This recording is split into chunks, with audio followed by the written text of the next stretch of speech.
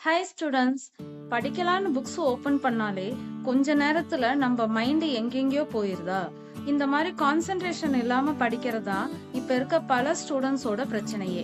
ஆனா சில simple habits follow பண்ணா போதும், நம்ம ஃபோக்கஸை இம்ப்ரூவ் பண்ணலாம். அதெல்லாம் என்னன்னு பார்க்கலாமா? நீங்க படிக்கிற இடம் நல்ல கிளீனா அமைதியா இருக்கிற மாதிரி பாத்துக்கோங்க. படிக்கிற நேரத்துல மொபைல சைலண்ட்ல வைங்க.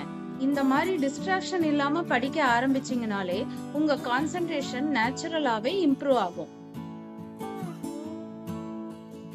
நீங்க எப்ப படிக்க ஆரம்பிச்சீங்கனாலும் முக்கியமான பாயிண்ட்ஸ் எல்லாம் நோட்ஸ் எழுதிக்கோங்க. நம்ம என்னதான் படிச்சாலும் நம்ம எழுதுறப்பதான் நம்ம பிரெயின் அந்த விஷயத்த இன்னும் நல்லா ஞாபகம் வச்சுக்கும். அதனால நம்ம படிச்சது ரொம்ப நேரம் நம்ம மைண்ட்ல நிக்கும். அடுத்தது போமோடோரோ டெக்னிக்க ஃபாலோ பண்ணணும்.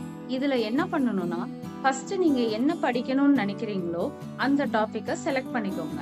அதுக்கப்புறம் 25 நிமிஷத்துக்கு டைமர் செட் பண்ணிக்கோங்க. அந்த 25 நிமிஷம் மொபைலோ சோசியல் மீடியாவோ எந்த டிஸ்ட்ராக்ஷனுமே இல்லாம ஃபுல் ஃபோக்கஸா படிங்க. டைமர் முடிஞ்சதும் 5 மினிட்ஸ் பிரேக் எடுத்துக்கோங்க. மறுபடியும் இந்த சைக்கிளை ரிப்பீட் பண்ணுங்க.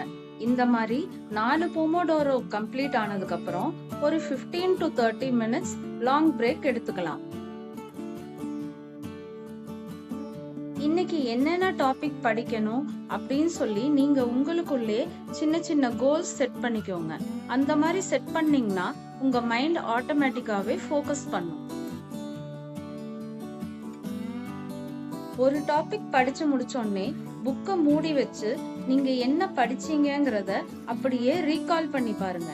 இந்த மெத்தட் உங்க மெமரி பவரையும் கான்சென்ட்ரேஷனையும் இம்ப்ரூவ் பண்றதுக்கு ஹெல்ப் பண்ணும்.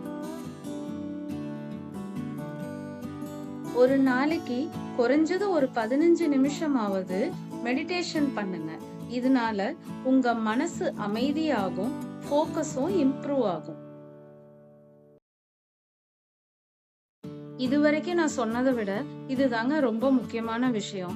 நல்ல சத்தான உணவு சாப்பிட்டு நம்ம உடம்புக்கு தேவையான அளவு தண்ணியும் எடுத்துக்கிட்டு ஒரு நாளைக்கு குறைஞ்சது 7 to 8 மணி நேரமாவது தூங்கணும். இப்படி எல்லாம் சரியா இருந்தாதான் நம்ம பிரெயினும் ஃப்ரெஷ்ஷா இருக்கும், நம்ம கான்சென்ட்ரேஷனும் அதிகமாகும். கான்சென்ட்ரேஷன்ங்கிறது ஓவர் நைட் ஒபாமா மாதிரி ஒரே நாள்ல வரக்கூடியது இல்லைங்க. அது கிராஜுவலா கொஞ்சம் கொஞ்சமா இன்க்ரீஸ் ஆகிற ஒரு ஸ்கில். நான் சொன்ன மாதிரியே இந்த சின்ன சின்ன ஹேபிட்ஸ் எல்லாம் டெய்லி ஃபாலோ பண்ண ஆரம்பிச்சீங்கனாலே உங்க மைண்ட் ஆட்டோமேட்டிக்கா ஸ்டடீஸ்ல ஃபோக்கஸ் ஆக ஆரம்பிச்சிடும்.